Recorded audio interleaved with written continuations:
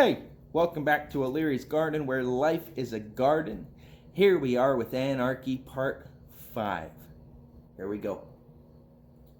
So far, we have considered government as it must of necessity be, in a society based on privilege, exploitation, and the oppression of man by man, on the conflict of interests, on the intra-social struggle, in a word, on individual property.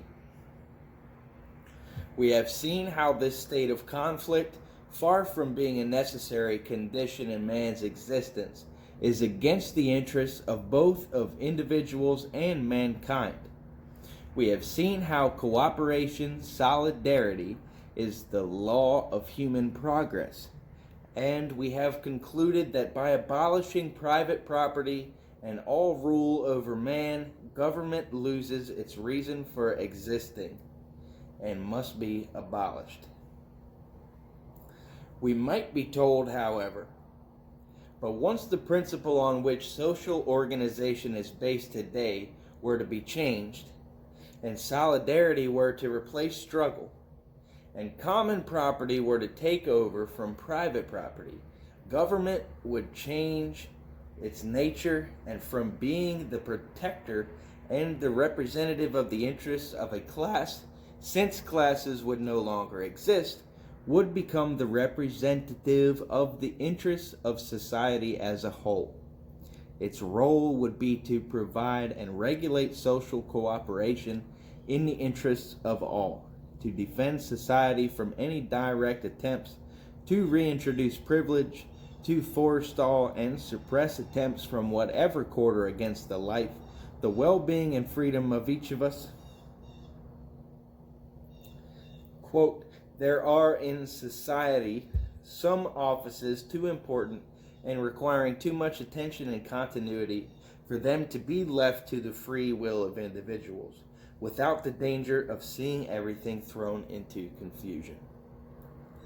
Who would organize and guarantee if there were no government? Food supplies, distribution, health services, the post and telegraph services, and the railways, etc. Pause. Who's gonna build the roads? Unpause. Who would look after public education? Who would undertake those vast exploratory projects, land drainage schemes, scientific research, which transform the face of the earth and increase man's power 100-fold? Who would watch over the conservation and development of social wealth to pass it on, enriched and improved for future generations? Who would have a mandate to prevent and punish crime, that is, antisocial actions? And what of those who fall short of the law of solidarity and don't want to work? And those who were to spread disease in a country and refuse to take the kinds of hygienic precautions recognized as useful by science?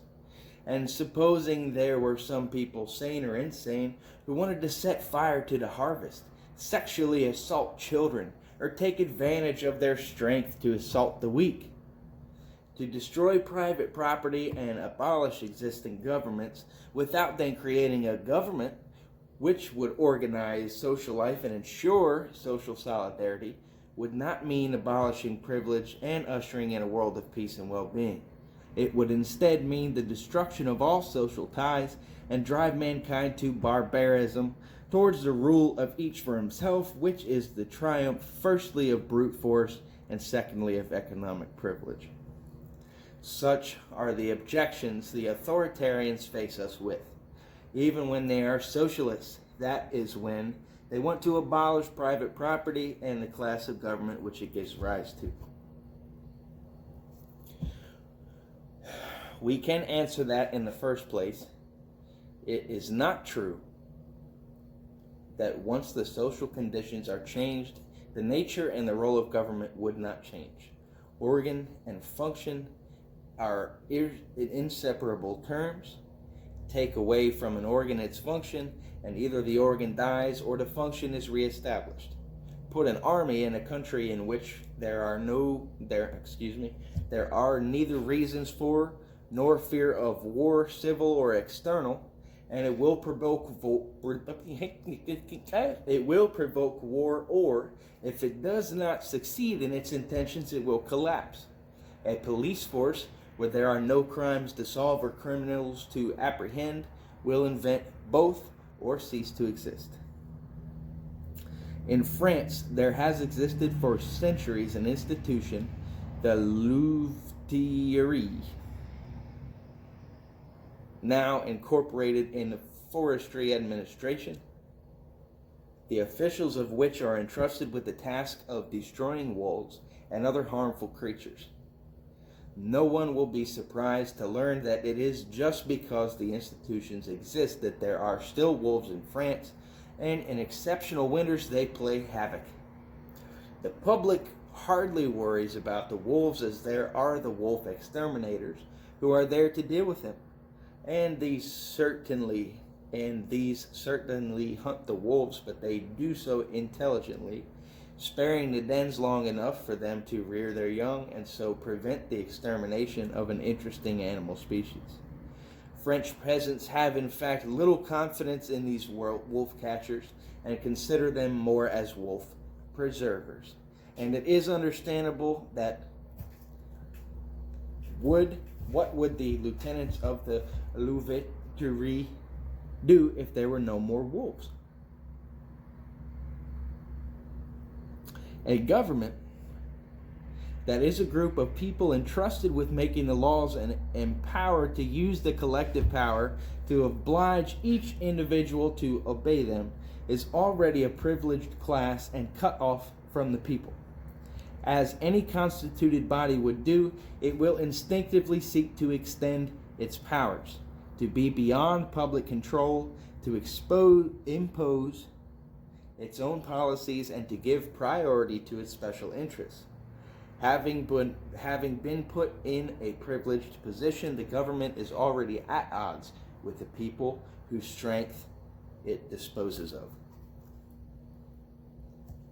In any case, even if a government wanted to, it would not please everybody. Even if it did manage to please a few, it would have to defend itself against the malcontents and would therefore need to get the support of one section of the people to do so. And then the old story of the privileged class, which arises through the complicity of the government, starts all over again. And in this instance, if it did not seize the land, would certainly capture key posts specially created, and would oppress and exploit no less than the capitalist class. The rulers accustomed to giving orders would not wish to be once more members of the public, and if they could not hold on to power, they would at least make sure of securing privileged positions for when they must hand over power to others. They would use every means available to those in power to have their friends elected as the successors, who would then in their turn support and protect him. And thus government would be passed to and fro in the same hands, and democracy, which is the alleged government of all, would end up as usual in an oligarchy, which is the government of a few, the government of a class. And what an all-powerful, oppressive, all-absorbing oligarchy must be one which has at its service, that is at its disposal, all social wealth, all public services, from food to the manufacture of matches, from the universities to the music halls. That will conclude part 5, folks. This has been Zach Leary. If you enjoyed these videos and you like the work we're doing, please help support us by offering us a like and a subscribe. Thank you for watching. I'll see you on the next one.